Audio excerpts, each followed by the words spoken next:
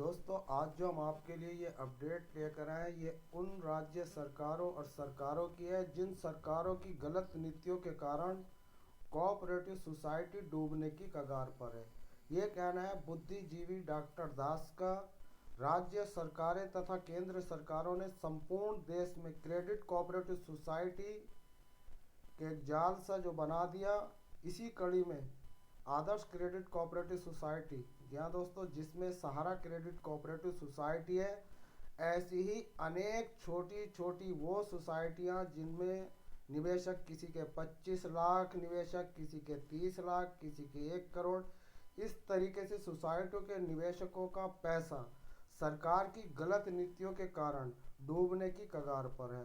दोस्तों, गलत नीतियाँ क्या है? एक सोची समझी जो एक रणनीति सरकार की चली है वो दोस्तों बहुत गहरी है। उसकी गहराई में अगर आप लोगों को लेके जाएं तो ये सब कुछ साफ हो जाता है कि सरकार चाहती थी कि प्राइवेट सोसाइटियों को डुबोकर अपनी सोसाइटियों और अपने जितने भी इनके इंश्योरेंस कंपनियां हैं वो उठान पर आ जाएं, क्योंकि निवेशक ज़्यादातर गरीब निवेशक इन्हीं सोसाइटियों से जुड़े हुए थे, ना कि बैंक और अदर सोसाइटियों से।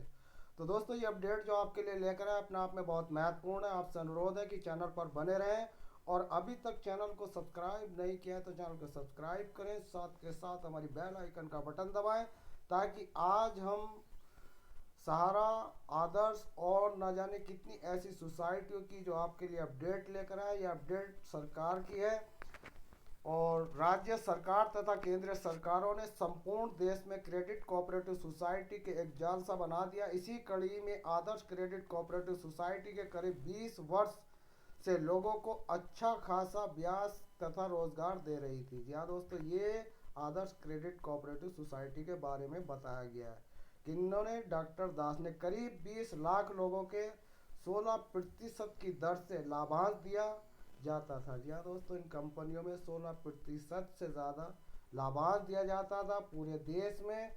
आदर्श क्रेडिट कोऑपरेटिव सोसाइटी की बात करें तो 700 से ज़्यादा शाखाएं सफलतापूर्वक कार्य कर रही थी। दोस्तों, गौरतलब बात यह है कि ये कंपनियां सफलतापूर्वक काम कर रही थी। संस्था ने करीब 4 लाख लोगों को रोजगार उपलब्ध करा रखा था और करीब 4400 लोगों को सीधा नौकरी दी। जी हाँ दोस्तों, यहाँ पर लगभग 4500 लोगों को सीधा नौकरी मिल रही थी, उनकी रोजी रोटी चल रही थी। आज संस्था के करीब 21 लाख सदस्य पूरे भारतवर्ष में फैले हुए, परंतु किसी की नज़र लग गई। तो दोस्तों, नज़र किसकी लगी ये हम आपको बता रहे हैं। नज़र सरकारों की लगी। सरकारों ने बड़ी बड़ी बहुराष्ट्रीय कंपनियों को जांच एजेंसियों की अथॉरिटी बढ़ाकर उन्हें धराशायी किया। उन कंपनियों का जितना बैंक बैलेंस, प्रॉपर्टी, चाहे वो इंडिया में या आउट ऑफ इंडिया में, सबको अपने कब्जे में लिया। यही नहीं दोस्तों, इनके मालिकों को भी जेल में डाल दिया। जी हाँ दोस्तों, कुछ लोग पैरोल पर मर गए, उनमें एक सुब्रत राय भी। जी हाँ दोस्तों, सहारा सुब्रत राय को कौन नहीं जानता, कितनी बड़ी हस्ती। इस हस्ती को भी जेल का मुंह देखना पड़ा। पैरोल पर आए, बाहर आए हुए थे, लेकिन कुछ ऐसे भी कंपनियों के मालिक हैं जो अभी भी जेल में पड़े हुए हैं और उनकी कुछ लोगों की मृत्यु हो गई। उसमें PACL के निर्मल बंगू, जिनकी जेल में अभी पिछले 2 महीने पहले मृत्यु हो गई, और उससे 2 महीने पहले पैरोल पे आए सहारा सुब्रत राय की मृत्यु हो गई, जिनके पीछे लगभग 13 करोड़ निवेशकों का पैसा कोऑपरेटिव सोसाइटी में सहारा पर जो सेबी द्वारा, जैसे कि दोस्तों हमने बताया कि जांच एजेंसियों की यहाँ पर पकड़ जो बनाई गई वो सरकार द्वारा इनकी अथॉरिटी बढ़ाकर और इन पर अनाप शनाप इल्ज़ाम लगाकर इनको जो है स्थगित कर दिया गया, बर्बाद कर दिया गया। एक कानूनी ढांचा बनाकर इनको लूट लिया गया।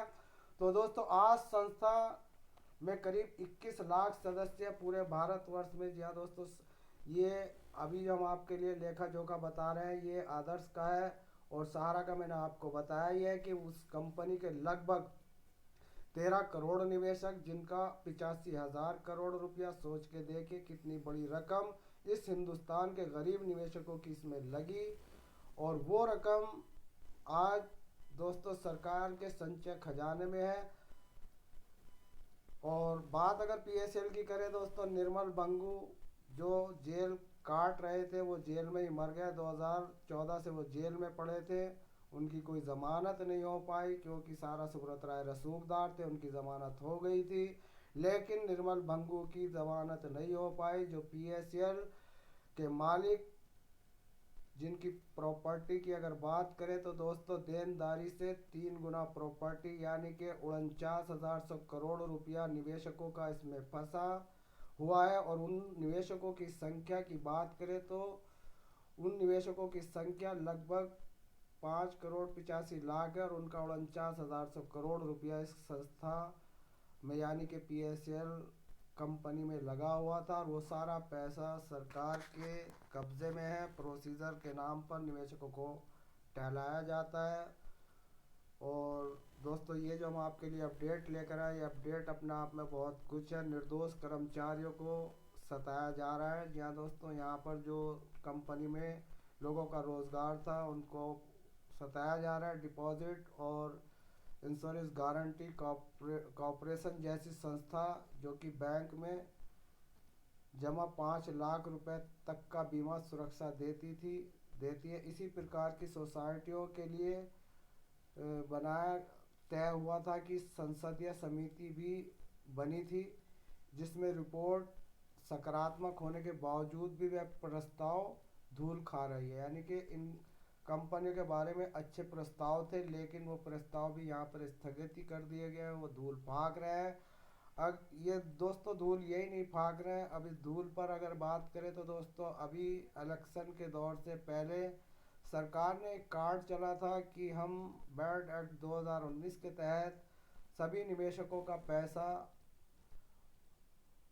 देनदारी से 3 गुना वापस करेंगे। यानी कि संकलन में उसमें लिखा था अगर आपका वहाँ पर 10,000 है तो आप 30,000 रुपया भरिए और आपको पैसा सरकार वापस करेगी। लंबी लंबी लाइनें तहसील परिसरों में लगी, जिसमें सभी कंपनियों के निवेशकों ने अपने अपने डॉक्यूमेंट की प्रतियां वहाँ पर जमा की।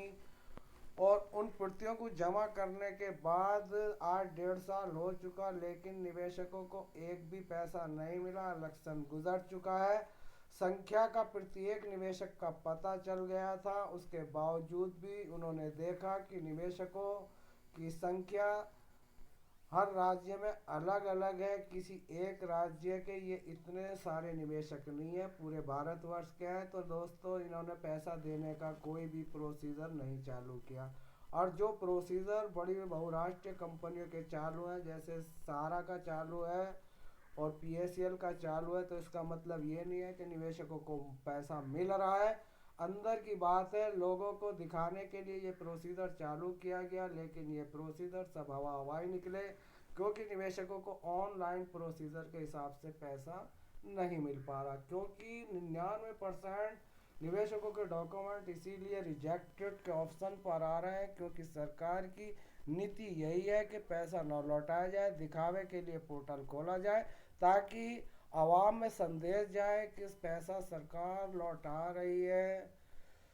और इसको यहाँ तक कि सुप्रीम कोर्ट को भी गुमराह कर रखा है कि ये लोग तो सड़कों पर ऐसे ही हाय तौबा मचा रहे हैं, लेकिन आपके ऑर्डर के अनुसार यानी कि सुप्रीम कोर्ट के ऑर्डर के अनुसार निवेशकों को पैसा लौटाया जा रहा है। लेकिन सुप्रीम कोर्ट इस बात को आंखों पर पट्टी बांधकर मान लेती है कि सरकार पैसा लौटा रही है, ये लोग फालतू के निवेशक हैं, या मतलब जो भी हैं ये ऐसे ही अपने पार्टी बेस पर हाय तौबा मचा रहे हैं। चाहे वो जंतर मंतर पर धरना हो या किसी भी राज्य में धरना हो, किसी भी संगठन की कितनी भी बड़ी आवाज़ हो, लेकिन ये सारी आवाज़ सरकारों ने दबा दी है, सुप्रीम कोर्ट के आंखों पर पट्टी बांध दी है। निवेशकों का पैसा अटका और भटका हुआ है। और ये पैसा दोस्तों किसी का 10 साल से है, किसी का 15 साल से है। बहुराष्ट्रीय कंपनियों को आज 10 से लेकर 12 साल हो चुके हैं, सरकारी परकच्चों में पड़ी हुई है और निवेशकों के हाथ कुछ नहीं लगा। कुछ स्वर्ग सिधार गए, कुछ जिंदा है, प्रौढ़ अवस्था में है, बीमारी के लिए अपने पैसों के लिए भटक रहे हैं और उनको पैसा नहीं मिल पा रहा। डिप्रेशन के कारण न जाने कितने एजेंट आत्महत्या कर चुके, जिनकी संख्या हजारों में है। एक ही कंपनी की बात करें तो सहारा के लगभग अब से लेकर इस 10 साल के अंदर लगभग 4,000 ऐसे निवेशक और ऐसे, जी हाँ दोस्तों, ऐसे वो एजेंट, जी हाँ दोस्तों, जो कमीशन के लिए काम करते थे, जिन्होंने लाखों करोड़ों रुपया जमा कराया, वो निवेशक अब उन एजेंटों से पैसे मांगते हैं तो एजेंट कहते हैं कि कंपनी को सरकार ने बंद कर दिया है, सरकार पैसा देगी, यही। लेकिन निवेशक कहता है पैसा हमने आपको दिया है, आप देंगे। तो ये सब परिस्थितियों में निवेशक हो या एजेंट हो, वो अपनी आत्महत्या कर रहा है। तो ये तांडव लगातार चालू है दोस्तों। ये अपडेट आपके लिए लेकर आए थे। भ, भारत सरकार की गलत नीतियों के कारण कोऑपरेटिव सोसाइटियां डूबने की कगार पर हैं, यानी कि ये लगभग डूब चुकी हैं। डॉक्टर दास जो कह रहे हैं फिर भी थोड़ी आड़ पकड़ रहे हैं, लेकिन हकीकत आपके हमारे सामने है। हकीकत यही है कि ये एक सोची समझी रणनीतियों के चलते चिटफंड कंपनियों के नाम पर कानून को बनाया गया और वो कानून जांच एजेंसियों की अथॉरिटी बढ़ाकर इन कंपनियों को बंद कराया गया। तो दोस्तों, आज सरकारी वो सोसाइटियाँ, सरकारी वो बीमा कंपनियां फल फूल रही हैं। वो इसीलिए क्योंकि यहाँ पर पूरे भारतवर्ष के गरीब निवेशकों का गला घोट कर इन कंपनियों को आगे बढ़ाया गया है। तो दोस्तों, कहने को बहुत बड़ी गाथा आपके सामने हो जाएगी, लेकिन हम आपसे अपनी इस वीडियो के माध्यम से यही बताना चाहते हैं कि सरकार की गलत नीतियों के ही कारण ये सब निवेशकों के बुरे दिन आए हैं। अच्छे दिन आने की कोई उम्मीद नहीं है। तो दोस्तों, मिलता है फिर किसी नई अपडेट के साथ। तब तक के लिए आचार्य युवास खान को दें इजाज़त। धन्यवाद। जय हिंद, जय भारत, साइनारा दोस्तों।